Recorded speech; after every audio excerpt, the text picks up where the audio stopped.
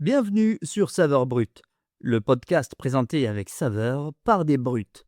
Nous sommes Morgane et Ringo, et pour ce deuxième épisode, nous allons mettre en lumière une personne qui, dans le milieu, se fait appeler Mathilde Ripoll et qui est coordinatrice de l'école de la convivialité. What the fuck, me direz-vous? Suivi de l'école de la convivialité? Mais qu'est-ce que c'est? Eh bien, c'est ce que nous allons découvrir aujourd'hui avec cette jeune trentenaire qui a pourtant déjà un CV long comme la jambe à Wemby. Vous êtes sur Saveur Brute avec Morgane et Ringo, et c'est parti. Salut Mathilde, salut Ringo. Salut. Salut à tous les deux. Mathilde, tu es coordinatrice de l'école de la convivialité en une phase. Est-ce que tu peux nous dire ce que c'est? Notre nom porte à confusion, si ce n'est le mot convivialité, puisqu'en fait, on est vraiment une école pas comme les autres qui remettons de l'humain, du lien, du partage, du plaisir, dans les métiers, auxquels on s'attelle, en formation, qui sont souvent les métiers de la relation. Et du coup, ce qui fait notre spécificité, c'est qu'on va former à la fois sur des compétences métiers, comme n'importe quelle école, mais aussi et surtout sur des compétences humaines essentielles à l'exercice des différents métiers, comme la confiance, l'écoute, la coopération, et le tout avec une approche pédagogique assez innovante, pensée pour des publics aussi peu qualifiés et en difficulté, et pour répondre aux besoins concrets des employeurs, en quelques mots. Mais du coup, pour être clair, c'est pour qui? Vous vous adressez à qui? Alors, comme bénéficiaire. Oui, ça. Ouais. Les élèves, Oui, parce que c'est bien dit, c'est joliment dit. C'est bien packagé. Mais c'est pas la banque ici, hein. Moi, je peux vous parler du parcours que je coordonne, qui est le parcours touche à tout, où du coup, on s'attelle à la formation sur les métiers de la restauration. Et vraiment, on a conçu notamment un parcours dédié au public très éloigné de l'emploi. Donc des personnes qui sont peu ou pas qualifiées, des décrocheurs scolaires. On a aussi des profils qui ont eu une trajectoire de vie complexe et qui se sont retrouvés sur le banc de la société et qu'on a envie de remobiliser vers de beaux métiers comme la restauration. En tout cas, on réinvente les approches pédagogiques pour être sûr que ça puisse convenir à n'importe qui. C'est un projet qui est en lien avec le Social Bar Ouais. qui est à Paris. Ouais, carrément. Pour ceux qui connaissent pas le ou les social bars, deux copains, Renaud et David, ont eu un pari fou en 2016 qui était celui d'ouvrir un bar qui allait permettre de recréer du lien, tout simplement, à Paris. Ce qui est compliqué pour les Parisiens, enfin ceux qui le savent. Bon, ça veut dire qu'ils ont estimé que dans les bars, Les gens ne se parlaient plus. ouais, il y a eu un constat de base. Exactement. Qui était, en fait, les gens n'osent plus se parler, ne se rencontrent plus, ne sortent plus. Et ils se sont dit, bah, créons un lieu, en fait, où l'humain est au cœur, où le lien est facile et qui pue la convivialité, quoi. Et donc, ils ont créé un premier social bar qui a cartonné, avec une approche assez innovante où, en fait, en plus du staff classique qu'on retrouve dans n'importe quel bar, ils ont inventé un métier, en fait, qui est celui d'agent de convivialité. Et comme c'est des esprits très créatifs, ils ont aussi conçu plein d'activités et plein d'activateurs de convivialité pour que les gens se rencontrent dans cet espace. Par exemple, un truc tout bête mais qui montre bien l'esprit, dans tous les social bars en France, on peut jouer le prix de sa bière au dé. Donc gagner plus, enfin qu'elle prenne 2 € ou qu'elle perde 2 €. D'accord. Mais c'est un inconnu qui doit lancer le dé pour nous. Et mine de rien, c'est en icebreaker, en tout cas, c'est quelque chose qui permet vraiment de briser la glace et de rencontrer quelqu'un. Et généralement, la discussion s'ouvre et se poursuit autour de la bière. Donc voilà. Et donc, ils ont inventé plein de choses comme ça. Et en fait, fort de cette expérience, ils ont été élus d'ailleurs meilleur bar en 2019 par Time Out Paris. Enfin, c'est un truc assez télémédia Ouais. assez reconnu. Et ils ont déployé d'autres social bars en France. Et petit à petit, ils ont aussi, ils se sont dit: «Il y a vraiment quelque chose à faire avec cette mission autour du lien social, du réenchantement des espaces, de créer des ponts entre des personnes ou des publics qui ne se rencontrent pas». Et ils ont créé plusieurs activités, en fait, qui devient, le groupe Social Bar & Co, où tu as les bars qui sont toujours en service. Tu as une agence événementielle où, en fait, les agents de convivialité sont déployés, dans différents événements privés, publics. Par exemple, il y a des agents de convivialité du groupe qui ont animé la cérémonie d'ouverture des JO, tu vois? Donc c'est comment réenchanter, pareil, des lieux, des espaces, comment le faire en sorte que les gens se rencontrent et passent un bon moment. Du coup, c'est un peu comme une agence extra, mais en convivialité. En convivialité. Ouais. Ouais, et ils sont payés pour être conviviaux, c'est génial. Ah, c'est bien ça. C'est top. Ouais. Mais bon, les Parisiens ne vont pas gagner beaucoup de sous, du coup. Bah justement, si, Ah oui? bah il en faut pas. Mais et on a aussi un laboratoire de recherche et de développement qui s'appelle le Labo du lien, qui se penche sur OK, comment on prouve que la convivialité, c'est pas juste un mot sympa où on s'amuse entre nous, mais c'est vecteur de business, c'est vecteur aussi de croissance, c'est un mot sérieux qui permet de faire en sorte que les gens aiment travailler, veulent travailler ensemble et que le monde aille mieux, quoi, en bref. Et l'école de la convivialité s'inclut, si tu veux, dans ce groupe-là, avec cette mission de former, réenchanter la formation, mais aussi les métiers, et à destination en cœur de cible de public éloigné de l'emploi. Mais vraiment, j'adore de parler aussi, hein. Mais là, franchement, c'est tellement beau comme projet. Et je vois, toi, tu le vis, même le projet. Ça se voit, ça se voit, nous, on le voit. Ça s'entend surtout. Et c'est pour ça, normalement, j'ai du mal à laisser parler quelqu'un, je coupe tout le temps. Hein. Morgane, il me fait remarquer ça des fois.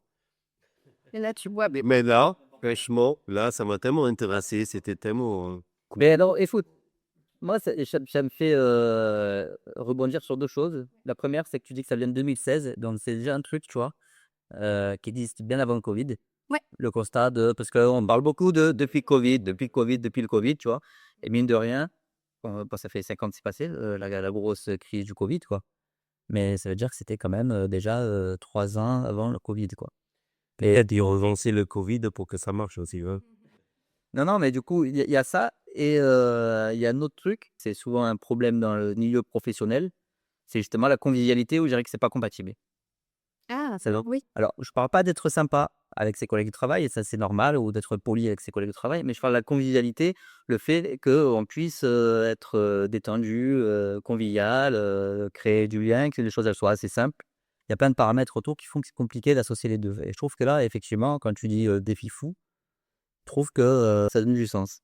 Tu as raison, et encore plus, je trouve, dans le secteur de la restauration où, en fait, c'est souvent ancré, on parle de brigade, qui est quand même un terme extrêmement militaire, Oui. avec de la verticalité dans les relations.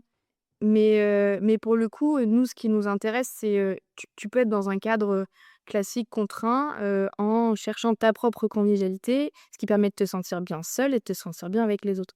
Et nous, ce qu'on trouve intéressant aussi dans, l'approche de la convivialité en formation et dans les milieux professionnels, c'est, il y a pas de dictat à sourire et à sursourire. Pour nous, c'est pas ça être convivial. Être convivial, c'est être inclusif. C'est savoir communiquer, c'est savoir coopérer, et je crois que ça servira à tous les business, quoi qu'il arrive. Bah, c'est bien d'avoir une définition de la convivialité. Ça, c'est intéressant parce qu'effectivement, convivial, on peut avoir l'aspect de la personne extravertie qui fait des blagues et cetera. Un peu comme, Ringo, Ouais. voilà. Ouais. Mais en fait, c'est autre chose, c'est, Pas très convaincant ce que tu vas faire. Hein. On voit, il y a mis plein de phrases déjà dedans qu'on pourrait accrocher sur un mur en cuisine, dans le salon. Oui, oui, oui. Et en fait, et même justement, je trouve que pour les restaurateurs, on met la définition qu'on veut derrière, mais moi, ce que j'ai envie d'expliciter, c'est chacun a sa propre convivialité. Et typiquement, ce qu'on fait nous aussi dans nos parcours, c'est d'accompagner chaque individu à exprimer la sienne. Et typiquement, moi, je suis extrêmement souriante. C'est pas pour autant que je parle fort et que je pourrais animer une salle de 50 personnes. Pour autant, je crois que je suis quelqu'un de convivial parce que je suis connectée aux autres, quoi. Ce qui est intéressant aussi, c'est le fait que tu as souligné que tout le monde a sa place. Introverti, on peut trouver sa place et de manière conviviale aussi, voilà et donc Vous ça, pouvez être c'est convivial et introverti.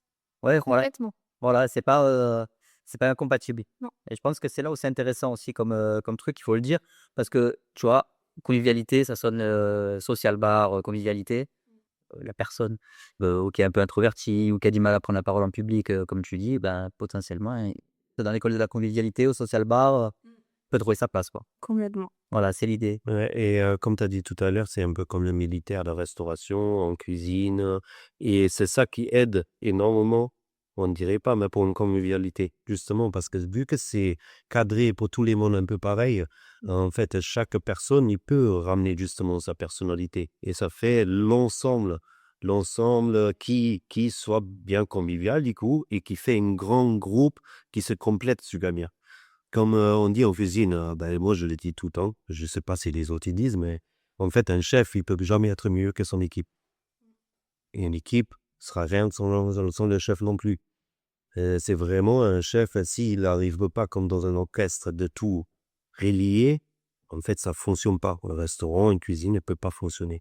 Et ça, c'est toute la convivialité. Il y en a beaucoup qui ont besoin de cette petite discipline aussi. Parce qu'ils osent pas, comme tu viens de dire, ils osent pas de parler devant un public. Mais il y a peut-être quelqu'un d'autre dans l'équipe qui l'ose. Et l'autre, il a le sourire. Un qui a la technique. L'autre qui a la discipline de nettoyage. Plein de choses qui complètent. Et c'est ça notre métier, en fait. Donc toi, pour toi, si je résume ce que tu viens de dire, ça revient un peu à la question qu'on se posait la dernière fois avec Yannick. Le côté brigade, le côté militaire, pour toi, c'est plutôt un avantage pour la convivialité. Oui. Et c'est quelque chose peut-être qu'il faut défendre dans la restauration, du coup. Il faut des côtés un peu. Militaire, ça veut pas dire qu'on crie, on ne respecte pas les différents degrés. Je dis pas le mot encore une fois, hiérarchie. Je sais plus comment on dit. Hiérarchie? Hiérarchie. Voilà, merci.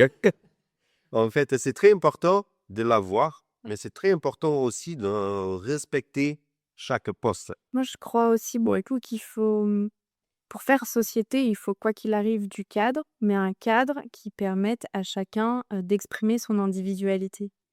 Le bordel ne mène nulle part, on le sait. Et c'est en ça où, alors après, moi, je connais moins, j'ai moins expérimenté les brigades, les cuisines, les coulisses de restaurants, parce que où j'adore manger, j'y mange. J'ai fait pas grand-chose d'autre. Mais je suis en étant coordinatrice de parcours justement et en portant le mot convivialité, souvent on se dit, «Ça va être un joyeux bordel». Non, c'est extrêmement cadré. Il faut du cadre pour que les gens s'épanouissent ensemble et en ça, je te rejoins sur un modèle, alors peut-être pas militaire parce que j'ai l'impression qu'il n'y a pas de place à d'expression de soi, Oui. mais en revanche, un cadre avec une gouvernance ou une hiérarchie établie qui convienne à tout le monde, moi, c'est les clés de la réussite d'un groupe qui fonctionne bien, quoi. Et En pour formation aussi. Ouais, et c'est pour ça, ouais, justement, en formation aussi, cette école convivialité, mais en fait, il y en a 80% qui n'ont jamais vécu cet encadrement. Et juste avec cet encadrement, sans avoir appris de tenir un couteau ou de servir un verre de vin, déjà de cet encadrement pour plusieurs personnes, il y a quelqu'un qui le encadre avec le respect, qui encadre, qui est à l'écoute, c'est encadré aussi. Ben, en fait, ça les aide déjà à gagner en confiance, à vouloir de se remettre dans le lieu de travail, de relever la tête aussi. C'est tout ça. Tu vois, on avait dans la formation, ben, on savait peut-être, mais là, il me faudra peut-être un peu plus de temps pour les façons techniques, pour apprendre les techniques. Mais il en fallait 2 semaines pour la confiance.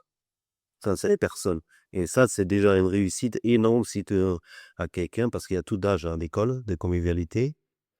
S'il y a quelqu'un de 50 ans, 55 ans, des fois, tu arrives en 2 semaines de leur remettre une confiance qu'il n'a pas eu depuis 20 ans. En 2 semaines, ça m'émeut. Des petites réussites, des petits mots, des trucs. Ouais. Puis même par la responsabilisation aussi et la confiance. C'est-à-dire que c'est des publics, qu'on peut ne pas vouloir laisser faire ou en tout cas qui ont jamais été mis en lumière ou en valeur pour une compétence, ou quoi. Et en fait, nous, ce qu'on fait et du coup, peut-être pour contextualiser un peu, Ringo est l'un de nos chefs formateurs. Donc on travaille ensemble et il accompagne l'un des groupes, et notamment celui de Marseille, et pour le coup, on partage ces valeurs-là. Et c'est, à partir du moment où on leur donne la parole, on les met en lumière, on les responsabilise et ils ont le droit à l'erreur, ça génère un boost de confiance, fabuleux avec des moments compliqués évidemment. Mais c'est sûr que moi j'aime dire qu'à l'école de la convivialité, on forme à des métiers mais surtout pas que, et en fait former un métier c'est 30 à 40. Nous on forme, on accompagne sur de la posture, sur de la prise de confiance, et c'est, je crois, ce qui fait la différence aussi auprès d'un employeur, à compétences égales, quoi. Ou même parfois à compétences moindres, quelqu'un qui a des soft skills, des compétences transverses, qui sait communiquer, qui est proactif, il aura plus sa place dans une équipe que quelqu'un qui est absolument incroyable en technique pure, mais qui sait pas travailler avec les autres, quoi. Qui a pas de savoir-faire, de savoir-vivre, Pas savoir-être. Ouais, ça va être. Ah ouais. Ouais, j'ai croisé beaucoup de personnes au niveau technique, etc. Mais on dit les machines, vraiment comme un livre. Mais dès que tu l'as mis avec une équipe, il valait plus rien, cette personne. C'est quoi l'organisation de cette école? Ça se passe où? Il y a des cuisines? C'est comment ça s'organise? Donc moi, je m'occupe du parcours touche à tout, qui est un des parcours de l'école. Moi, D'accord. je vais parler de ce parcours qui est dédié au métier de la restauration. En fait, c'est une expérimentation au niveau national. Donc là, à ce jour, on a 4 lieux en France, et on a testé différents modèles justement pour voir ce qui était le plus efficace en termes d'apprentissage et surtout en termes de sortie vers l'emploi. Donc on a Paris et Saint-Ouen. À Paris, c'est donc des groupes de 20 personnes, recrutées en partenariat avec France Travail, avec ou sans expérience. Notre seul prérequis, c'est des gens motivés, qui sont en recherche d'emploi, et qui ont parlent un français, qui leur permettent quand même de pas être en difficulté dans les modules, d'apprentissage. Et en gros, donc à Paris, le groupe est hébergé dans notre social bar qui est fermé au public la journée. Donc ils sont dans un environnement, de réel quoi, en situation de travail, vu qu'ils sont dans un restaurant, un bar qui ouvre et qui reçoit du public le soir. OK.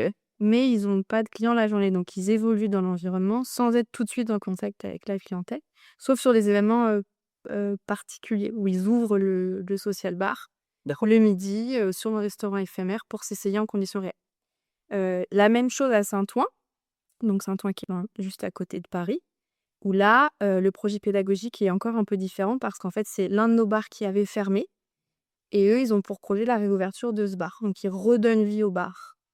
Ils se connectent avec le réseau local, ils sont très proches du milieu associatif. Il y a beaucoup de précarité dans cette ville, du coup, on a aussi teinté le projet pédagogique sur un projet solidaire de lieu, d'accueil et ça autour évidemment de la restauration, hein. Marseille, on est dans un lieu qui est un lieu un peu plus lieu-école avec une cuisine qui était, une cuisine professionnelle, un ancien réfectoire en fait, qui était ouvert à du public, intra-d'entreprise. D'accord. Où on a récupéré cette grande salle de 80 personnes et une salle de formation plus, la cuisine où là, on ouvre aussi de temps en temps au public, sur des restaurants éphémères et d'applications pour s'essayer en conditions réelles. Et à Toulon, on est dans un restaurant aussi, au Mourillon, qui est ouvert, au public le soir. Donc en fait, on a testé plein de formats différents, mais le cœur de la pédagogie, c'est, un groupe de 20 personnes hétérogènes, la formation sur 2 métiers, donc le service et la cuisine, tout ça et porte bien son nom, qui s'appelle le parcours touche à tout. Notre but, c'est de développer des profils polycompétents pour le secteur de la restauration et que même eux puissent choisir le métier qui leur convient le mieux, parce que souvent ils viennent avec une envie, une connaissance, pas forcément un projet, donc on les aide à définir leur projet. Et la pédagogie, elle est autour de la mise en situation réelle, en fait. Donc c'est rythmé par des événements, on n'est pas à l'école, on n'est pas assis dans une posture passive d'apprentissage, on est vraiment acteur de sa formation et de son parcours. Et voilà. Et on est aussi, toute une équipe donc de formateurs techniques dont Hugo fait partie, par exemple, mais aussi de coachs, puisque notre but, c'est, sur des publics éloignés de l'emploi, il y a beaucoup de freins périphériques, des freins au travail, donc des freins, généralement, personnels, et le but, c'est qu'ils soient aussi accompagnés à la levée de ces freins-là, pour avoir derrière une insertion durable. Donc c'est vraiment un package, formation technique, mise en situation réelle, inclusivité, convivialité et accompagnement individuel des profils. D'accord, donc là, du coup, dans l'école, il y a des chefs cuisiniers? Il y a les chefs cuisiniers. Alors c'est souvent, majoritairement, je dirais 80, c'est pas des formateurs en tant que tels qu'on va recruter dans les écoles. Nous, on est allés chercher l'équipe pédagogique dans la société civile. On voulait des touches à tout aussi. Pour former des touches à tout, on voulait des profils touches à tout, donc des gens qui sont aussi en activité. OK. Et qui savent travailler et qui travaillent toujours, en fait. Donc pas que des formateurs. Et on est aussi allé chercher, des personnes qui n'avaient jamais formé dans notre pool de formateurs techniques pour pouvoir construire ensemble, justement, un parcours pédagogique empreint des réalités du terrain et pas, des grandes compétences, théoriques. Très bien comme approche. Je trouve ça très, Et je peux te dire, même nous, en tant que formateurs, Moi, ça fait depuis des années, je suis chef et je forme depuis toujours, en fait, hein, en tant que chef dans les grandes brigades, on va dire. Parce que des fois, il y a un chef, mais le chef, il n'y a pas enfin, d'autres personnes. Du coup, on est obligé d'être chef hein, si on est tout seul en cuisine. Mais là, dans ces circonstances et dans ce travail-là, je te dis, moi, j'adore ça déjà et j'apprends tous les jours en plus. Hein. Ce n'est pas une formation normale. J'apprends de gérer le stress des autres, comment je peux arriver qu'ils trouvent le même but, donc qu'est-ce qu'ils font, le même chemin, comment, parce qu'ils sont des caractères, déjà on a les caractères très très différents hein, dans la restauration, mais là encore une fois, ça se rajoute encore une difficulté qu'il faut transformer en positif pour que ça reste pas une difficulté. Et là, ça fait vraiment, même avec les autres formateurs, ils disent la même chose, ils disent, mais chaque jour on apprend énormément de choses, comme les touche à tout en eux-mêmes, hein, en fait et nous on apprend avec et ça, c'est super content, on est super content. Moi, j'en ai fait un métier de cuisine déjà pour jamais m'ennuyer parce qu'il faut évoluer et ça devient plus en plus rapide. En plus, il faut être derrière, hein, pour être à la page, on va dire, hein. Là, j'habite à Pépin dans un village, j'arrive à Marseille, j'ai l'impression des fois je suis 10 ans en arrière, hein. Je suis avant de 10 ans dans le futur, quoi, quand tu arrives à Marseille. Maintenant, je vais dans la forêt, chez moi pour récolter les trucs, mais c'est plus à la mode ouais, en fait, apparemment, c'est plus à la mode déjà, hein. Et vu qu'on a parlé de l'école et on ouvre de temps en temps, on fait un petit restaurant d'application solidaire. Et ça marche trop bien. Et ils sortent des trucs de fou. J'ai fait tous les restaurants d'application, évidemment. Et c'est Évidemment. évidemment. Oui, on fait toujours un peu les trucs qui sortent d'ordinaire aussi, parce que je dis, vous apprenez ici tellement de techniques, je veux vous apprendre tellement de techniques, au moins de le voir ces techniques. Si vous ne l'utilisez pas derrière, vous en fout. Mais vous le connaissez, vous allez dans tous les restaurants et vous pouvez apporter déjà votre touche, le touche à Et tu vois, pour que tu comprennes aussi comment on travaille, donc il y a ces fameux restaurants d'application qui sont ouverts au public une fois par mois à Marseille. Mais on travaille aussi avec des partenaires. Donc, par exemple, on a travaillé avec le Secours catholique, où vous avez magnifiquement servi un brunch pour 100 personnes dans un centre d'hébergement, enfin un centre d'accueil de jour, pour faire des Noëls en plus. qui était Ouais. super chouette. Le but aussi, on aime engager par la solidarité. Parce qu'on sait à quel point c'est un boost de confiance aussi, de se rendre compte de l'utilité qu'on a et de l'impact qu'on peut avoir dans la vie, et encore plus à travers son métier, et ça marche trop, trop bien. Enfin, on a fait vraiment des belles choses, à Marseille, avec les groupes. Et le restaurant d'application à Marseille, c'est toujours le même? C'est toujours au même endroit, donc on est hébergé par le centre Mistral, à côté de la gare Saint-Charles.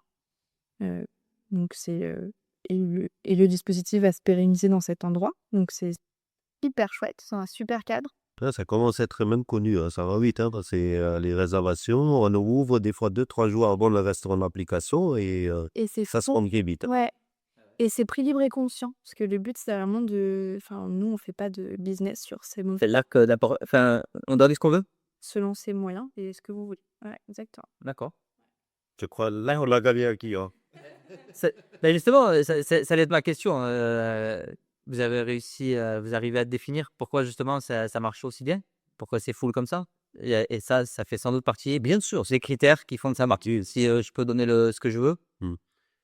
Ah oui, évidemment. Bien sûr, ça marche aussi et le but, c'est, en travers de ça, qu'il y en a certains qui viennent, ils voient le joli projet qu'on fait, ils comprennent le projet qu'on fait et avec, leur agent qui donne prix libre. En fait, il prolonge juste, il aide juste ce projet de continuer à vivre, d'en faire un prochain restaurant et cetera. Surtout qu'on les touche à tout pour continuer leur projet aussi, hein, et notre projet et on a les touche à tout qui revient après pour le restaurant avec leurs parents, c'est vraiment très intéressant. Quand il les touche à tout, du coup, C'est ouais, voilà. On appelle les touche à tout, c'est c'est les les élèves entre guillemets, bon, c'est ça. Les personnes qui sont formées. Sur Marseille, on en a accompagné, on est à 45 personnes en tout, accompagnées depuis octobre. Ah ouais, ça allait être ma question du Ouais. coup aussi, ça voilà, combien de personnes, Sur Marseille, donc 45 en tout sur l'expérimentation, heu, donc qui va se terminer, l'école va fermer pour l'été là, au mois de juin, pour le groupe le plus tardif. On aura accompagné 154 personnes en 8 mois, OK. sur nos 4 sites, et Marseille à un 45 à peu près. Heu, Ce qui est fabuleux parce on est en train de créer une communauté aussi, de profil. Moi, notre rêve, c'est d'avoir un label et de labelliser les restaurants touche à tout. Ce serait trop chouette, mais avoir qui gage de convivialité, qui gage d'insertion, qui gage d'inclusion aussi. Et ouais, et du coup, voilà, mais c'est être une de mes autres questions. Attends, avant que tu poses ta question, t'as pas envie qu'on boit un petit coup, on fait une pause? Je vois Mathilde, elle a tellement parlé, à mon avis, elle a soif. Hein. Ok. Et moi, je prépare une petite surprise aussi. Ok. Bon, je vous ai ramené une petite surprise. Morgane, il profite un petit peu. Vraiment, c'était pour Mathilde parce qu'elle est enceinte et elle adore les desserts. Et je me suis dit, qui mieux pour un dessert que ma chef pâtissière préférée, avec laquelle je travaillais pendant quelques années ensemble, Cassie. C'est raconte Mélanie Massia. On va le mettre aussi dans les commentaires, si vous voulez regarder son Instagram. Et franchement, c'est une personne adorable. On dirait, c'est une personne très, très timide. J'adore cette personne et elle arrive à s'exprimer sur les assiettes. On nous dit c'est très minutieux, ça on le voit. C'est très joli, qu'est-ce qu'elle nous a préparé. Je vous laisse déguster et je vais vous expliquer 2-3 trucs. Elle m'a fait toutes les explications. Et chaque fois, elle me fait les explications. Ça, c'est typiquement pâtissier aussi. Hein. C'est très joli, les couleurs vont bien ensemble, il y a une recherche visuelle. On sent qu'il y a du boulot. Oh, on voit, il y en a vraiment il y en a du travail. Hein. Moi, j'ai le nez au-dessus, là. Et franchement, déjà au niveau de nez, c'est impressionnant. Là, j'ai une Madeleine de Proust. Ça me rappelle. Moi, c'est au chocolat. Et il y a ces roses des sables. Tu sais, les espèces de cornflakes Exactement, c'est ça. enrobés de chocolat. Ma mère m'en faisait tout le temps. Je l'adore. J'en ai fait en maternelle, moi. C'était un atelier de cuisine. Et tu sais, il n'y en a aucun, pour moi, hein, il n'y a pas de compliment mieux que de dire ça me rappelle. Oh, Ah, ça, c'est le meilleur compliment pour un pâtissier ou pour un cuisinier aussi qu'on peut faire. Hein. le bon souvenir. Ouais. Du coup, je parle la bouche pleine pour montrer que j'adore. Nickel. C'est bon. Alors moi, je suis pas très sucré, tu vois. C'est vrai. Je mange des sucres, hein, mais... Tout saucisson. Voilà. Je suis active saucisson fromage. Mais, je vais expliquer cela. Je sais apprécier quand c'est bon. Et alors là, du coup, C'est à quoi celui-là, le filet que tu viens de goûter, toi? Moi, j'explique d'abord le chocolat que tu as, Mathilde. je sais pas, ça me cache. Je le lis comme c'est marqué, hein, parce que sinon... mais là, Donc là, on explique ce que Mathilde a dans son assiette et ce qu'elle est en train de manger. Exactement. Et là, il y en a tellement de trucs marqués, tu vas te dire, mais ça rentre dans tout ce dessert. Alors, tu as un tourbillon, et c'est un mousse de noix de pécan, avec un peu de praliné pécan dedans. Les biscuits dessus, c'est du café. La poche, alors je mets du crémeux de chocolat macaillé. Un chocolat macaillé, c'est avec Vairona, c'est un grand chocolatier à Paris. Quand on travaille, c'est 62% de chocolat noir. C'est un grand cru. On dit ça pour le chocolat aussi, toi qui le sais peut-être. Et après, tu as un chocolat caramélia. C'est un chocolat qui est caramélisé, qui légèrement... En fait, c'est comme un chocolat blanc un peu, mais qui est caramélisé. Un croustillant de cornflakes, qu'est-ce que tu en avais dit? Et du chocolat et du pralin piquant aussi. C'est délicieux. C'est délicieux. Il y a du pécan. Oh, il y a des gros morceaux de chocolat. C'est hyper beau. Oh, il y a des gros morceaux de chocolat. Elle découvre à chaque bouchée, on découvre autre chose. Non. Et c'est sucré? Oui, mais c'est pas trop sucré. Ouais. J'ai pas envie de boire la moitié de ma bouteille d'eau. Je suis bien. Bah ouais. Parce que là, moi, du coup, celui que j'ai dans l'assiette, peut-être que tu vas nous dire ce que c'est, Ringo. Je trouve ça bien, parce que c'est pas trop sucré, justement, tu vois. On sent bien le goût des graines. Mais c'est une très... J'ai un peu honte, parce que j'ai l'impression de faire un peu le mec. Genre, je me prends pour un critique culinaire, tu sais. Ouais. Mais vu qu'on est en train de... On donnera ton adresse, de toute façon. Non, mais je veux pas faire le spécialiste. Mais franchement, globalement, concrètement, c'est pas mal. C'est bien équilibré. Franchement, c'est une petite touche sucrée, c'est crémeux, c'est Et là, il il y a des graines, franchement. Mais c'est très délicat, la pâtisserie, je trouve. On peut faire la pâtisserie. On dit souvent au restaurant, sauf c'est la pâtisserie d'un cuisinier ou c'est la pâtisserie d'un pâtissier. C'est un métier. Ouais, et l'équilibre, les textures, etc., c'est ça que la difficulté. Hein. Ouais, franchement, c'est bon. Ça, c'est le prochain cassidin, lequel on est en train de manger là, hein, avec Morgane. T'appelles ça quoi, le quoi? Cassidin. Cassidin, c'est au restaurant La Presqu'île, là où Mélanie elle travaille. C'est le menu du jour. Et le menu de semaine. On change tous les semaines ou tous les 2 semaines, ça dépend. Donc ça, c'est le dessert cassidin. Oui. Et il y en a le tournesol, courge, sarrasin, J'avais vu. lin, sésame et d'autres graines encore. En fait, c'est un dessert en graines. Hein. Ouais, complètement. Et ganache montée aux graines, praliné de graines de courge et une gastrique au citron et miel. Putain, sympa. Et la nougatine, regarde, on t'a fait... Là, c'est la gastrique citron et miel. Mm. C'est comme ça que j'ai appelé l'appareil. Ouais. Non. C'est bon. Ah, ok. En fait, c'est cette gastrique qui le ramène léger, Ouais, les desserts. Ouais. d'accord. Et je trouve dans ces desserts, on sent un peu la différence entre un dessert et un dessert. Sauf faim. Hmm. Ça a réveillé mon bébé. Ben voilà. Tac. Et on veut plus. Ouais. Ah bah, merci Mélanie. Hein? Coco. Et côté Serge, je viens de recevoir un texto. Et nous avons une touche à tout qui vient de décrocher un contrat et qui commence lundi. Project. Non, trop bien. En live avec une En live. site. Et moi, ben, je suis C'est Radio Odette, c'est une jeune rabot. C'est une jeune Odette, ouais. Ouais. Je posais la question parce que c'est pas évident. C'est trop bien. Franchement, c'est cool. Et ben, je suis passé juste avant à l'école parce que j'ai envoyé Brigitte, Ouais. et Guettin, comme je l'appelle, à une connaissance à moi, à Allo. Et il a recontacté aujourd'hui pour en cuisine, parce que normalement, elle a fait toute sa vie, elle a fait le service. Mais passionnée de cuisine, et là, j'ai travaillé une semaine avec elle en cuisine, et on voit vraiment, elle est passionnée, hein, c'est super. Et ben du coup, lui, il cherche quelqu'un, et en plus, c'est un restaurant très convivial. Ils adorent ça, ils ont un terrain de pétanque dans la terrasse et tout. Hein. Ouais. Et ben, il a recontacté, et ben, il va faire un essai. Croise les doigts. On croise les doigts. Merci. Si tu veux, Mordan, on essaye de trouver un vrai métier pour toi aussi. J'aimerais bien. Franchement, je demande que ça. Je suis ouvert à toute proposition. Tiens, merci mes Ouais. Merci beaucoup. sensationnel. Ouais, pas mal. Hein? Ah ouais, franchement, c'est presque bon. Pas mal, Mélanie. Continue comme ça. Hein.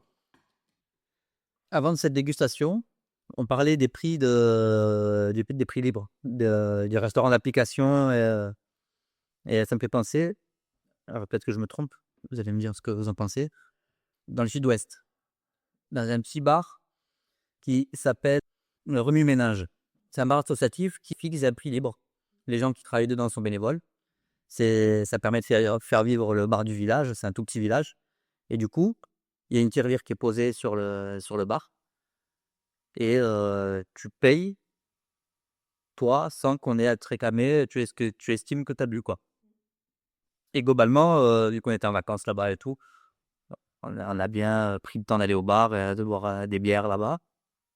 Et on s'est rendu compte qu'au final, eh ben, tu laisses plus facilement un billet un peu plus, un billet de 10 €, un billet de 20 € que quand c'est le serveur qui te réclame. Maintenant, là, tu me dois 3,50 €. Ouais. Et il y a des Etc. études qui prouvent ce que tu dis ou finalement ça te.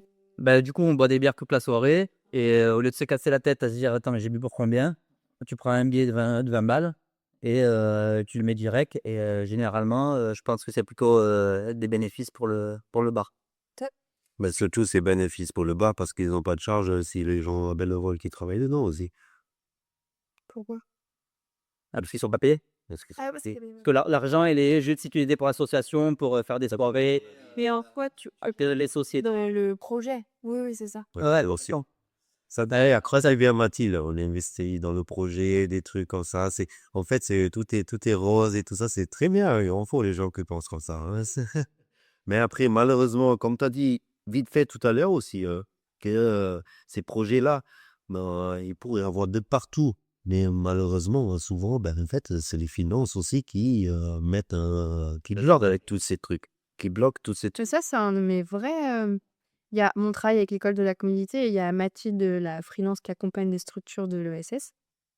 Et en ce moment, les structures de l'ESS. de l'économie sociale et solidaire. Donc, en gros, si tu veux, c'est un gros mot pour dire les assos, les coopératives, tous ces modèles horizontaux, plus des entreprises privées, labellisées ESUS par exemple. Donc, typiquement, c'est ce qui est l'école de la convivialité. En gros, tu es une entreprise privée, tu fais des bénéfices, mais les bénéfices que tu fais répondent à une charte et sont aussi contrôlés sur la manière dont tu réinjectes les bénéfices dans ton projet, comment tu les redistribues, etc. Ce qui prouve que tu as un impact, une raison d'être et que, et que tout ça sert aussi une raison d'être sociale, quoi. Et c'est un vrai sujet que tu soulèves. Et pour le coup, en ce moment, je travaille avec d'autres freelances où on est en train de former un collectif de freelance à impact où nous, on veut redonner le pouvoir aux structures de s'émanciper financièrement. Parce qu'en fait, il y a un monde qui sépare le privé du public, l'associatif du mercantile, quoi, de l'économique. Alors en fait, il y a un monde au milieu où moi, je crois à de nouveaux modèles vertueux qui font de l'argent sans, et c'est pas un gros mot, où tout le monde soit rémunéré aussi à sa juste valeur, mais en même temps qu'on puisse développer des projets à impact. Je le dis très mal parce que je suis pleine de sucre. La compte à qui? À Mélanie? Ouais, merci Mélanie. Du coup, je sais plus parler, je sais plus réfléchir tellement j'ai du sucre. Mais en fait, c'est un vrai sujet pour moi. Et venant du monde du privé, du marketing, du luxe, de ce secteur-là, et travaillant aujourd'hui dans le secteur du social, en fait, il y a des modèles, et en tout cas, il y a un modèle au milieu qui prend du meilleur des deux côtés, où l'argent ne doit plus être un sujet tabou, même pour du social et même pour de l'associatif, pour créer des modèles pérennes. Et alors, du coup, tu as dit un truc qu'on n'a pas encore évoqué, c'est ton parcours. Ouais, Et tu as dit que tu venais là du marketing Ouais. de luxe. du luxe. Ma question, c'est quel est ton parcours? Mmh mh. Et est-ce que tu arrives à trouver un sens, un lien entre là d'où tu es parti et là où tu es arrivé aujourd'hui? Est-ce que c'est une question que tu t'es déjà posée? Ouais, je me suis posé la question. Bah, rien que pour me vendre, c'est pas mal que je me pose la question, mais en fait, oui. Donc moi, j'ai un parcours autour de la communication, la création numérique, les médias sociaux, toutes les nouvelles techniques digitales, le e-business, enfin bref, des gros mots pour dire faire de la pub en ligne ou avec des leviers digitaux. Et j'ai commencé ma petite carrière dans des agences parisiennes de luxe, où j'ai travaillé sur des problématiques classiques, de la grande marque qui sort un nouveau produit pour toucher une nouvelle cible, à le lancement d'une marque et du coup la création d'une identité de A à Z. Enfin bref, j'ai travaillé sur plein de sujets différents.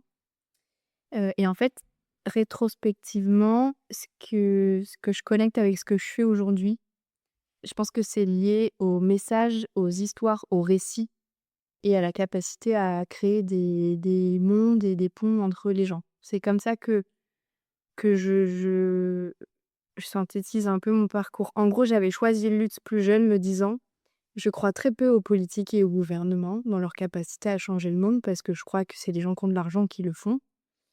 Et qui a de l'argent? Les grandes entreprises, et j'ai toujours aimé les histoires, l'esthétisme, l'artisanat, la beauté et cetera, l'art de manière générale. Et donc de manière très binaire, je me suis dit: «Il y a de l'argent, il y a de l'art, il y a du pouvoir, il y a du soft power, il y a du luxe, ça a une influence internationale». Pour moi, c'était les grandes maisons qui avaient de l'argent aussi. Et au moment où moi je finis mes études, grosse tendance RSE, et cetera. Donc je me suis dit: «C'est par là que je dois aller», et c'est comme ça que j'avais choisi le luxe et aussi la communication, tu vois? Est-ce que comme ça, tu as choisi le luxe ou tu cherches maintenant une excuse que tu étais dans le luxe? Après, je viens du marketing, donc tout ce que je raconte, c'est forcément réfléchi. Non, mais du coup, Ça, c'est de la manipulation. mais en tout cas, un lien là-dedans et aussi entre les mondes, les passerelles et les gens, quoi. J'ai toujours la première agence que j'ai rejoint, j'étais une stagiaire, je l'ai rejoint parce qu'elle s'appelait Les Gens, c'est tout. Enfin, tu vois, il y avait vraiment un truc, j'adore qui s'appelle Les Gens, ils doivent aimer les gens, j'y vais, Ouais. et pour le Oh, mais super bien, super bon marketing, ça. Ouais. Mais c'était une très belle expérience. Et donc voilà, et en fait, petit à petit, il y a eu un gros déclic à un moment où en fait, tu travailles sur des projets qui finissent par être assez futiles et assez loin des ambitions de la jeune qui veut changer le monde, comme les couturiers à l'époque, tu vois? Et en fait, je me souviens d'une réunion où j'étais en train Donc c'est des budgets, c'est des milliers d'euros dont on parle, c'est, des packaging, donc des produits dont on parle, et l'on sort une clope et il y a de l'extrême précarité en bas du bureau et moi je suis en train de parler de milliers d'euros et de la chromie, d'une toute petite parcelle sur mon produit, tu vois? La chromie, la couleur et je me dis: «Waouh, il y a un tr là je suis vraiment très loin de ce qui m'a donné envie de faire ce métier-là» et en fait du coup j'ai démissionné, je suis partie à l'étranger, je suis partie 1 an et demi et en rentrant, je me suis dit: «OK, tu as quand même un pouvoir entre les mains et des compétences qui sont essentielles, qui sont celles de pour savoir communiquer et faire passer des messages et ça peut servir de ceux qu'on ne voit pas, tous les invisibles en fait», Mmh. tu vois? Écoute, hein, tu es parti pour te ressourcer après la démission. C'est ça? Pour Bah ressourcer et tout ça. bah, pour se convaincre, Pour se sentir, quoi. Ouais, ouais, ouais, je suis partie juste avant le Covid, donc ça fait un moment. Mais oui et en fait, je me suis dit: «C'est un pouvoir fabuleux, c'est ce qui t'a plu dans ce métier, donc mets ces armes aux mains d'invisibles, que ce soit des structures, des publics et cetera» et c'est le lien que je fais aujourd'hui, tu vois? Tu es rentrée de ton voyage, tu as recherché un boulot qui était plus dans ton Ouais. ou alors c'est une opportunité En qui fait, était dans tes souvent, c'est des opportunités. Souvent, en fait, je cherche pas grand-chose. Je me laisse assez guider par mon pif et par ce que me dit mon ventre, en fait, genre où je le sens, où je le sens pas. Et en fait, quand je suis rentrée en plein Covid de l'étranger. ouais. Et en fait, j'ai eu une belle opportunité d'un organisme de formation de par mon réseau qui, bah, c'est marrant, ça fera le cercle avec ce qu'on va te raconter, qui en fait montait un parcours de formation à destination des jeunes décrocheurs scolaires pour les former sur, le marketing, la communication, en tout cas tous les leviers, de visibilité de clubs sportifs pour aider à développer des clubs sportifs amateurs, notamment sur la région d'Aix-en-Provence. En fait, le pari 7OF, c'est de cet organisme de formation, c'était de dire: «Bah, il y a des jeunes, il y a un secteur qui est l'associatif, en fait, qui sait pas s'en sortir tout seul et qui a besoin de se professionnaliser en allant chercher des méthodes plutôt inspirées du monde privé, et du coup, faisons rencontrer ces mondes-là, des jeunes qui vont aller, je sais pas, devenir community manager pour les clubs de foot, pour les aider à aller chercher du sponsoring, qui leur permettront de autonomie financière et donc de, faire perdurer leur mission». Donc ça avait commencé comme ça et en gros, moi, on m'a proposé à ce moment-là, de par mon expertise et mes passages en agence, de créer les parcours pédagogiques. Donc d'outiller les formateurs sur tout ce qui était lié au module communication, web marketing, création de sites, enfin tous ces sujets-là, D'accord. pour former les jeunes. Et du coup, j'ai créé le parcours, j'ai pris une promo que j'ai formée moi, enfin où j'ai animé. Je dirais pas que je suis une bonne formatrice, ça m'a pris beaucoup trop d'énergie, c'est pas quelque chose qui me Tu peux le dire quand même. ouais, Je je crois que c'est c'est cool, mais c'est c'est pas very le moi. Enfin, tu vois, j'adore concevoir, animer, ça demande une énergie monstrueuse que je n'arrive plus à donner. Et donc j'ai arrêté de former, mais j'ai continué dans ce monde-là. Et ensuite, j'ai rejoint une start-up, qui s'appelle Each One, qui existe encore, qui est fabuleuse, qui accompagne les profils exilés, vers l'emploi en France. Et pour eux, du coup, je restais dans ce secteur de l'accompagnement et de l'insertion des publics éloignés de l'emploi. Mais côté siège, du coup, je déployais les programmes et on a monté tout le processus du recrutement, qualification pour pouvoir accompagner ces publics. Et en fait, petit à petit, tu vois, le fil, je l'ai tiré comme ça. OK. Les opportunités, j'ai construit en avançant, en fait. Mais là, je sais que je suis 100 ma place, quoi. Enfin, Est-ce qu'il t'arrive de douter, du coup, du choix que tu as fait ou de l'intérêt de ce que tu fais, tu vois, aujourd'hui? bah, comme je suis un profil où je sais pas ce que je ferai demain, j'ai pas de plan de carrière. Donc en fait, je doute peu à partir du moment où je sais que les choix, je les fais en alignement avec ce que j'ai envie de faire et c'est ce qui m'a aidée. Les seules fois où je doute, c'est plutôt sur, les systèmes, les politiques, surtout en travaillant dans le social. Je me dis: «Putain, j'ai envie que ça bouge, je fais chier. Pourquoi je m'emmerde autant quand il y a des choses qui sont immuables et que j'arrive même pas à faire bouger?» Mais pas dans les choix que j'ai faits, tu vois? Pas dans mes choix de carrière. Ouais. c'est très bien. Pas de moi, avec les plans de carrière, moi, c'était, je crois, j'avais 7 ans, hein. J'ai commencé à faire mon plan de carrière, jusqu'à mes 30-35 ans, hein. C'est vrai? Oui. Mmh. Mais c'est générationnel, je crois. Ouais. Ah ouais? Et peut-être je suis un peu allemand, c'est bon aussi, je sais pas. Mon frère, pas du tout. Mon frère, il est un peu comme toi, il est dans le marketing, etc. Mais c'est un workaholic, mais il va dans tous les sens. Comme je parle avec lui, des fois, il a les bonnes journées, des fois, il a des un peu dures journées, mais dures journées pour moi, parce que si je l'écoute, j'arrive pas à le suivre. Mais toi, tu as une Tu vois, chance qui est une force, je trouve aussi, c'est que tu as une vocation. Tu l'as j'ai identifiée très tôt, en fait. très tôt. Après, à 12 ans, à 7 ans déjà, la prof dit on écrit ou on fait un dessin, qu'est-ce qu'on veut pour Noël. À l'époque, c'était les Atari, les trucs comme ça. Et moi, j'ai mis un livre de cuisine. Bah, regardez, mais tu veux pas rien d'autre? Quelque chose qui va parler, toi. Ouais. À 12 ans, mais je commençais à regarder chez les amis, ils étaient restaurateurs dans les casseroles en cuisine, j'ai aidé et tout. Et à 15 ans, 16 ans, j'ai entendu parler de la France qui est très fort au niveau de cuisine. Je dis, mais pourquoi pas là-bas? Du coup, je me suis dit, ça serait bien si jusqu'à mes 30 ans, j'arrive d'être chef d'un restaurant gastronomique en France. J'ai réussi à 28 ans, Ouais, ouais. je peux le dire. Pas mal. Ouais, ça. Mais je suis allé. J'en ai fait plein de voyages entre-temps pour arriver où je suis arrivé. Mais j'en ai jamais fait de voyage pour me ressourcer ou quelque chose. Je fais des voyages pour aller travailler. Parce que tu Je sais, fais parce que je savais Ouais. dans quelle direction je veux. Et comme tu dis maintenant, maintenant je suis en freelance. Ce que je veux apporter à d'autres et tout ça, parce que j'adore me former déjà, mes expériences, etc. Mais je recommence maintenant comme tu as commencé au début. Je suis un peu, je sais pas qu'est-ce qui se passe demain. Et j'aime bien ça aussi un petit peu, même si la sûreté de mon chemin, il me manque des Ouais, procédures. Hein. est-ce que du coup, tu sais que tu as déjà réussi quelque chose? Tu sais que tu Oui. as déjà plus ou moins en grande partie atteint ton objectif, donc tu peux te soulager et tu peux te dire: «Bon, ben là, je peux commencer à Au moins, j'ai fini ma première carrière. je vais un peu plus, en freestyle, quoi». J'ai fini ma première carrière et j'en veux lancer une autre. Parce que pour moi, je voulais pas Et plus dans sa carrière. Ça devenait trop. et ta prochaine carrière, c'est clair ou pas? Elle n'est pas aussi construite comme a fait Donc tu vas Exactement. Mais je crois que dans le monde dans lequel on vit, de toute façon, aujourd'hui, Il faut être adapté à ouais, toute situation. you go with the flow, quoi. Enfin, il y a un vrai truc, Je peux le répéter, s'il te plaît. you go with the flow. Non, mais moi, c'est ce qui me qu'est-ce fait. À Paris, c'était un slogan. Slogan pour le prochain. Mais il y a un vrai truc de waouh, c'est tellement incertain demain, surtout dans nos métiers, en tout cas le mien. Si je me demande ce que je fais dans 2 ans, une énorme crise de panique, tu vois. Une deuxième ou Tant trois, tranquille. et en Ouais, faire des faut pas trop, Trop d'enfants? non, pécher. Ah ouais. Oui, parce qu'arriver jusqu'à la retraite avec les enfants tous les 2 ans. Hein.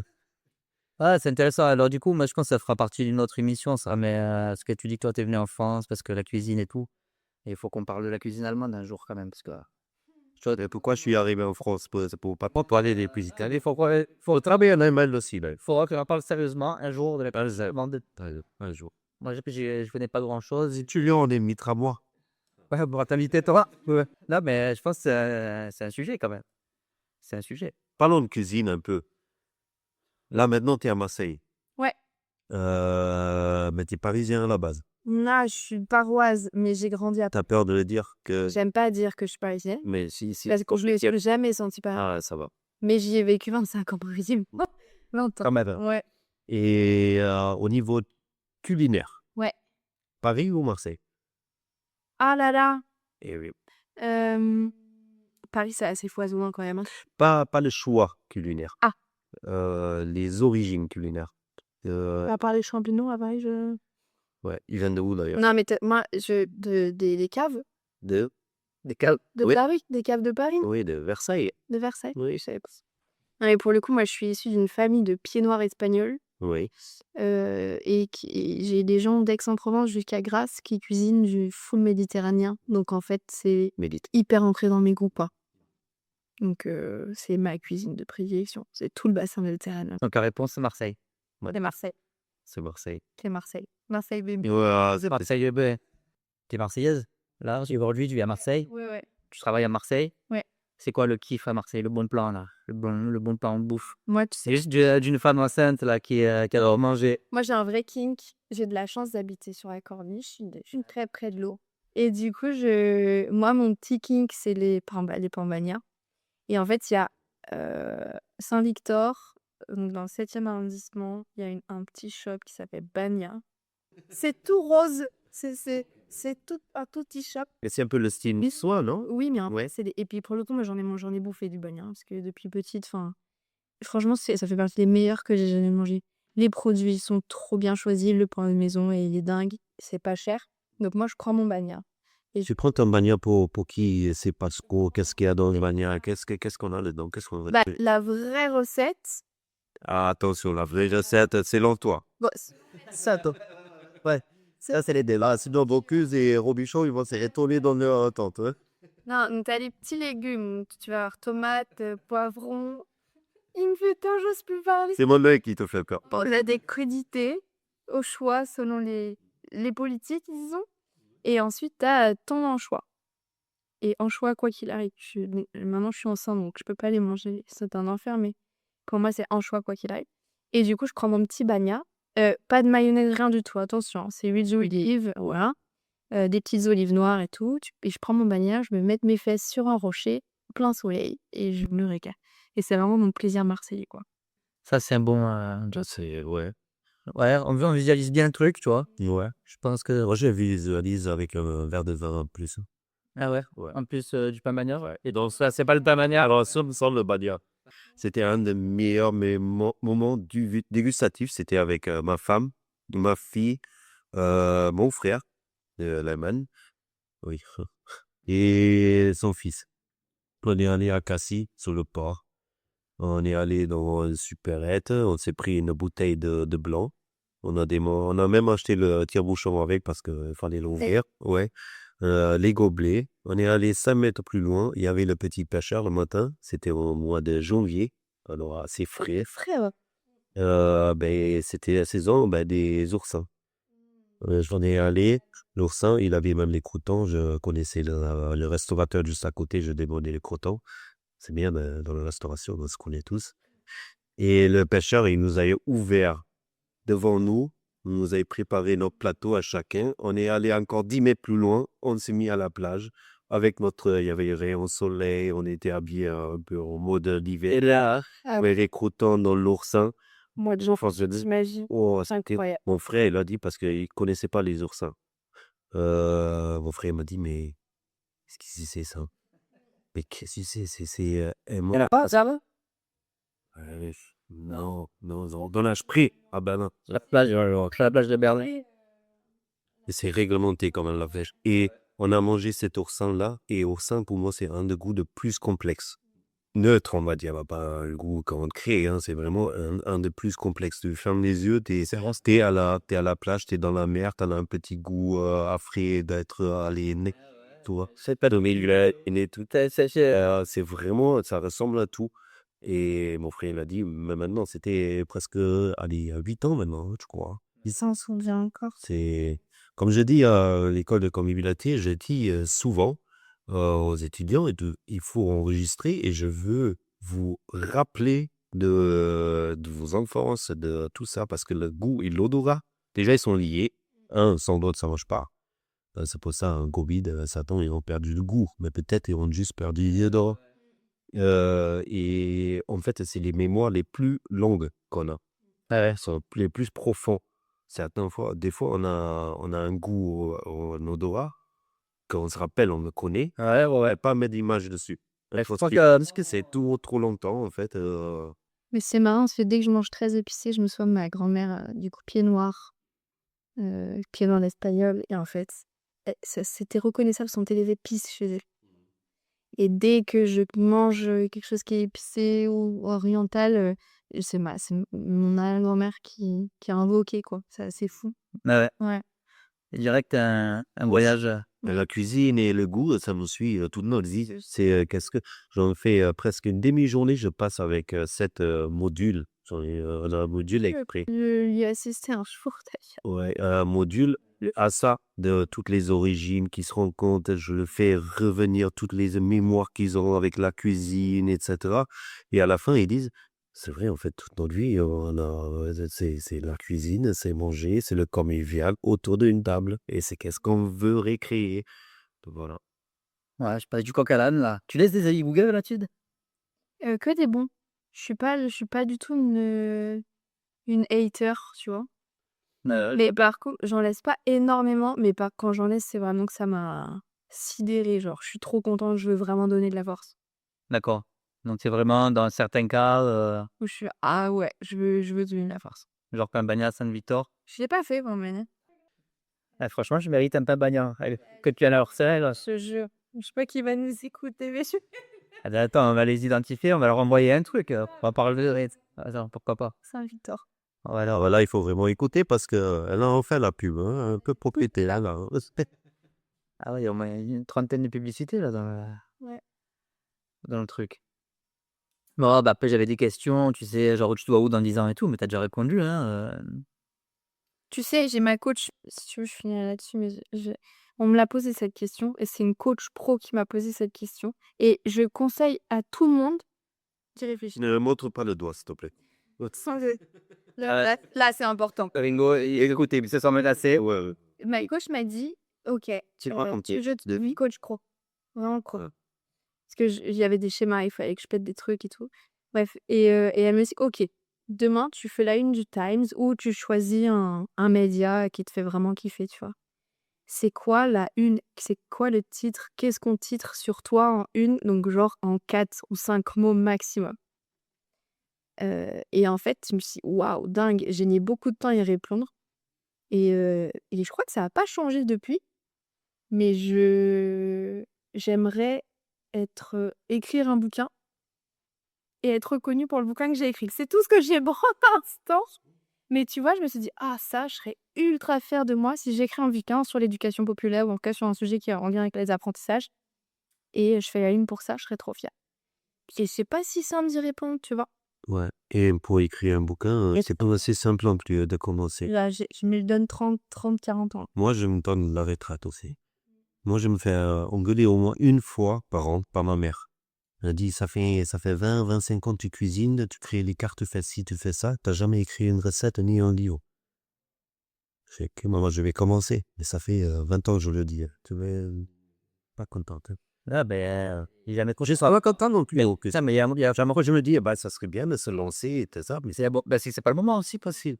Si c'est pas le moment, il y a un moment où ça va tac, ça va être, ça, c'est une excuse. Ça, c'est pas le moment. Ça, c'est comme de découvrir ton vrai maintenant. C'est quoi? Non, non, non. Ouais, je crois bien. Ça viendra Ouais. quand tu auras la place pour que ça vienne, hein.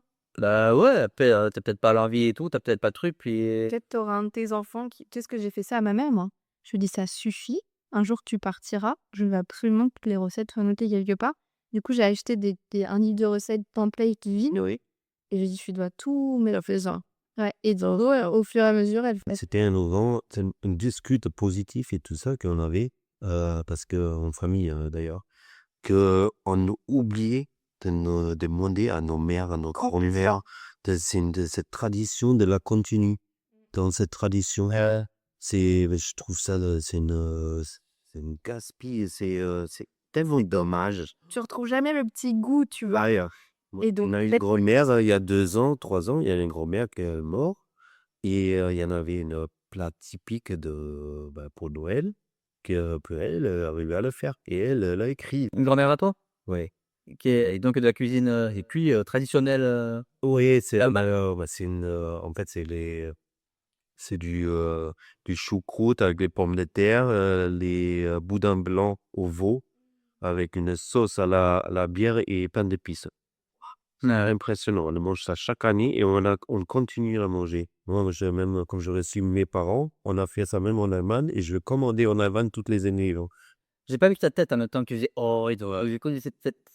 Tu avais l'air de dire: «Ouais, ça a l'air bon». ouais, j'adore. Ça les coupe. Fessier, casquette. Et j'ai trouvé ça tellement dommage et je voulais l'inspirer parce que mes oncles, du coup, ils veulent refaire la recette. Et chaque année, avant Noël, je reçois les messages, les appels, réexplique-moi d'ici, comment on fait. Alors qu'il suffit d'écrire une fois. Mais elle m'a dit, ma grand-mère, elle m'a pas donné la recette non plus à moi. Hein. C'est ça qui est dommage. Ah, tu l'as pas? Non. Du coup, qu'est-ce que j'ai fait cette année? Je suis assez cuisinier, on fait 2-3 tests et tout, mais j'en ai fait la vidéo de la recette. Et j'ai offert à mes oncles, à mon père surtout, et tout ça, que le QR code. En, encadré un QR code et tout ça. Et chaque année, en fait, il fait pareil le QR code, ils ont la recette en direct.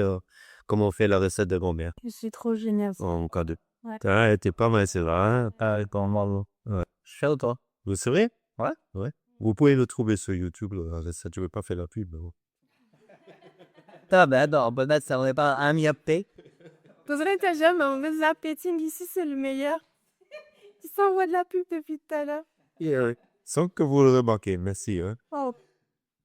Bah, regarde, un petit mot sur la restauration pour terminer. Est-ce que ton regard sur le monde de la restauration, il a changé avec du coup ton la place que t'occupes là dans ce projet? Oui, bah oui. En fait, je découvre un monde que je voyais que en tant que consommatrice. Et pour le coup, je suis de nature assez optimiste, donc je me dis: «Il y a beaucoup de choses à faire». En tout cas sur la partie humaine, managériale, gouvernance, et cetera. Mais je trouve que c'est un monde, fabuleux, et après je suis une énorme fan de Top Chef aussi. Donc pour le coup, j'avais ça comme image de ce qu'est la restauration, alors qu'en fait, ça a 1000 autres visages que je découvre chaque jour, tu vois? En fait, la restauration, c'est un peu comme. Faut en parler parce que tu es très créative et l'artistique et tout ça. Moi, je trouve c'est comme un joli tableau d'un grand maître, mais on ne sait pas tout ce travail qui est derrière jusqu'à le grand maître, il arrive à faire ce tableau. Quoi. On voit que le tableau qui est le beau, comme l'assiette en restaurant. Mais tout ce qui se passe derrière, c'est tellement grand et complexe qu'on ne peut pas le savoir si elle n'est que des. C'était compliqué avec l'art et c'est pour ça qu'il y a plein de gens qui comprennent pas pourquoi un tableau, c'est un monochrome, pourquoi il a tant de valeur. Oui. Parce qu'en fait, il y a un parcours, de réflexion, de travail derrière qui est pendant des années et faut réussir à le comprendre pour, Et certaines émissions, comme Top Chef et tout ça, ils nous ont aidé un petit peu pour le monde, ils ouvrent un peu à notre métier, on va dire. Ouais.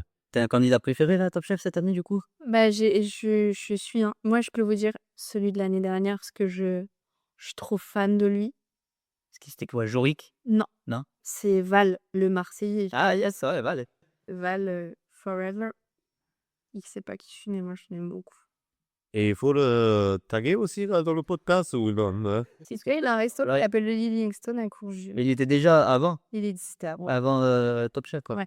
Je trouve ça très bien, ces émissions et tout ça, parce que en fait, ça anime certains à découvrir le métier, ou même, on a parlé déjà, chaque mois, on parle de ça. C'est aujourd'hui un peu Ça, déjà, avoir l'envie de cuisiner à la maison, c'est déjà ça gagner. Les gens qui se nourrissent un peu mieux. Ouais, dans ce là moi je trouve que ça atteint un niveau quand même. Ça ne donne plus à cuisiner à la maison. Il y a personne. Non, Daphne, je dis, bien sûr, de ne pas refaire qu'est-ce qu'ils essayent de faire dans Top Chef. Hein. Là, ça devient n'importe quoi. Franchement. Bah, ils sont tellement chauds. Si j'en ai un, Ouais. Chen, je le trouve trop passionnant. Non, mais Le petit, ouais. c'est l'intellectuel, tu vois? Ouais. Moi, j'adore, c'est fou. Il a peu lunaire, ouais. Et il n'y a pas toutes les mieux, non, c'est pas. Moi, j'adore. Ouais, donc, J'achète. il y a un peu tout casse, quoi. Bah, il est un peu poète, mais je pense qu'il a la tête bien sur les épaules. Non, justement, il n'a pas la tête sur les épaules. Et il est peut-être fort et Bah, tout ça, prends- mais il a la tête un peu partout, pas sur les épaules. Hein. Imagine. Franchement, je trouve. Yes. Moi, je le trouve bien aussi. Mais il y en a l'autre qui a fait un coup facile. Là, il y a pas- Mais lui, oui. Cool. Regarde, il est passé. Hein. Ah ouais. Il a simulé. Ouais. Il a simulé un coup farci Ouais. C'est et c'est passé. C'est bon, hein? Ça se trouve, il a fait n'importe quoi dedans. Ouais. Et écoute. Et après, il a eu un coup de cœur quand même. Après, il y a les coups de cœur. Donc, mine de rien, c'est C'était Camermelon. D'ailleurs, t'aurais dû mettre alerte spoiler quand même pour ceux qui n'ont pas suivi. on le mettra dans la description. Et ils ont qu'à être à jour de Top Chef aussi, attends. Franchement, ouais. Yes, bon, on se quitte sur ça. Allez, on fait ça. Hein. Eh ben, écoutez, merci. Merci Mathieu pour ton accueil. Très agréable. Merci pour ton accueil. Merci pour ton expérience. Ringo, merci. Oui, tous les 5 étoiles sur 5 hein, aussi sur notre Spotify. Je vais mettre en avis, moi. Sur Google, Pour donner de la force sur Google. c'est bien. Bon, 5 sur 5 ou moins. Évidemment. Sois honnête. Hein. C'est la fin de cet épisode, le deuxième épisode de Saveurs Brutes. Merci à tous de nous avoir écoutés jusqu'ici. Merci à l'école de la convivialité de nous avoir prêté Mathilde Ripoll. Merci à Mathilde Ripoll de nous avoir accueillis et d'avoir partagé avec nous son sourire et son expérience. Pensez à nous soutenir, abonnez-vous N'hésitez pas en mettant une note de 5 étoiles, un commentaire sur les plateformes qui vous permettent d'écouter notre podcast.